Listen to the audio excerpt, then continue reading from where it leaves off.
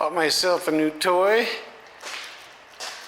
laser level, so that I've got that table perfect all the way across, so I can begin the fuselage on a nice level surface. Back at her. Back at her. Back at her. We're getting the fuselage together. So I've got the one set of plans down for the lower fuselage. I've got blocks in here, and I've done the lower longeron, spliced a couple in here for that bottom angle. Now, the top longeron is going in there just below where it is there. I just moved it for now because there are two or three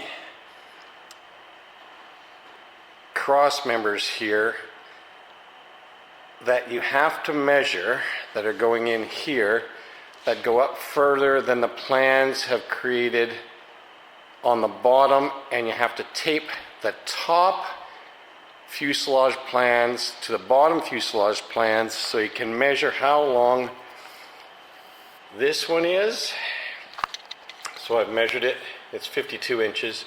That goes all the way up, and I'm giving myself half an inch or so extra so that I'll cut them when it comes time to do the upper fuselage. So for those people building the Dakota Hawk, use 52 inches, and I don't know why the plans just don't have this on here anyways. This member has to be 52 inches. This one just goes up to here, so we have that. And when it says to tape the top to the bottom and match up all these lines. You do as good as you can, but they don't match up. And for example, this one here is they've got a ½ inch coming down. It's actually a 3/4 inch on the bottom part. So you gotta do the same old with these ones. This one here at the back of the cockpit is 43 inches when I measured it up to the top there. And I believe those are the two ones that we don't have. Actually, this one as well, from here all the way up, is 28 inches. So when you build the lower half of the fuselage, you'll want to include that, not because it comes down all the way, but because it's in first, and then this one and this one stack onto that one to create the door opening. So you'll have to have this one in first before you can put these other two in, just the way the plans are. So what did I say? That one is 28.5, that one's 43, that one's 52, going all the way up. So those three will be built on the lower half of the fuselage. We'll join the two fuselage sides, and then you build the top half where the cockpit is. So that's when you'll add all of these things in here. I'm assuming this is just the way it is, and I'm assuming this is how we build it, because in the actual instructions they don't say anything. It's literally one paragraph that says put the fuselage halves together, and then that's it. So that's what I'm going to do anyways. I don't know if there is a different way to do it. If you're building from the kit, I don't know if all these are cut already and you wouldn't have to worry about the length of this one. They're all called DHF 9s, and all I've got for DHF 9s is like 300 inches of DHF 9s, and it doesn't say which ones go where. Maybe in the kit this one is at the rear of the cockpit. Maybe this one is for the front of the cockpit. I don't know, but I know that when you're just going by plans, you have to tape them together and figure out the length of them then. So I'm just saying If you made this one 43, if you made this one 28 and a half, if you made that one 52, that's going to give you enough space that you've got a few, well, about a half an inch to work with there anyways, when you get it up and you start building the top on there. All right, since I'm not building from a kit, I've got these long pieces of Sitka spruce, and it is some really nice wood, straight grained, and I don't know how many growth lines per inch, I can't tell on that one, but you're probably looking at 20 plus growth lines per inch on there. It's just some absolutely beautiful wood that I've got, and I kept that one piece there specifically for doing the longerons because I knew I'm going to need at least a 10-foot piece there and there to start doing it. I think that one's 11 feet almost, if memory serves me right. But fuselage is going together. Back at her. Half the fuselage laid out and glued. Now I had some issues. A few of these joints, I've got my blocking everywhere, but a few of these butt joints, this one here, this little unit, and I believe this one, I took that off so I can move this up. First time I tried to lift it nice and carefully, these butt joints just wouldn't hold. There's not enough support there. So what I've done is gone and I've routed these out and I'm putting in gussets where I can. Now you can't put blocking in here. You see there is a block there, but you have to put the floor on first. I don't know if you can see that. You put the floor on, then you put blocking on top of the floor. So that blocking can't be done until both fuselage halves are together. You're putting the whole fuselage together. Then you put the flooring in. Then you put the blocking in.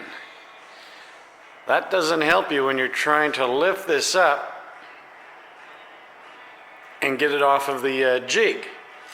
So what I'm doing, I'm going to go and just put gussets in, gussets in, gussets in on those weak butt joints there. So I'll get those gusseted up just to strengthen that. And you see I routed it in so it's nice and smooth right across there. I'll do the same for these ones. That'll build the strength of this little subframe area.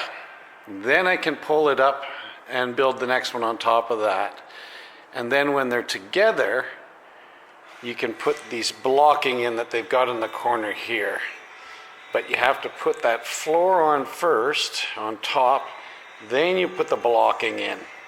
So I want to get just some strength in those joints before we get it all apart, and then we can separate it, put the floor in, put the backing, and there's a backing that goes here as well, and then you can put the blocking in on top of that in the corners. But not until you get all of that done, the sides together, and get it put together. All right.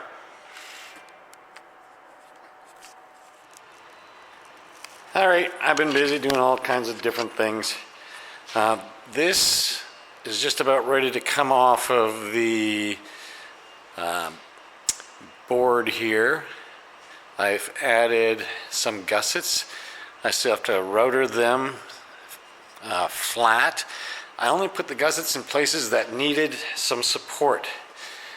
Butt joints. As soon as I moved it the first time, some of those butt joints broke.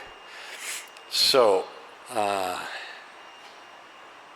gusset. This little thing is just sitting there, all butt joints. Gusseted there, a couple of gussets down here. they're right level. So when I pull this off, I'll put the other one on. One's going to be the right-hand side, one's going to be the left-hand side. But these gussets are nice and flush so that when you put, all this will be covered on one side and on the other side with the plywood going all the way down. These are just in place just to lift it out of there, and while it's sitting waiting for the other side to get built and we can put them together. I bought a few vehicles and I'm just getting them in shape to sell or to keep. So up here I'm going to add a link to where you can see me patching up a little bit of rust on the fender well on this one. You can see on the other side it's got a little bit of rust. Can you see the little bubbles right there? So I'm just going to take that, sand that off, fill it, paint that, and I'm going to see how it goes and whether or not, if it turns out nice. I like this one, this car, so I might keep this one for myself. But that's what I've been up to for the last week, dealing with vehicles. We'll get that going and get it off here this weekend, and we'll start the other side. We'll get that done. I want to finish that car this weekend too. So I got a bunch of things on the go. But this is good. I think this is done. When we pull these out of here, they didn't give a dimension for this. I can't remember what it is, but I wrote it underneath here. So I'll give you the dimension for that one, the dimension for this one, and the dimension for this one. I don't know why they just didn't say on the plans it's 53 inches and do that, but they make you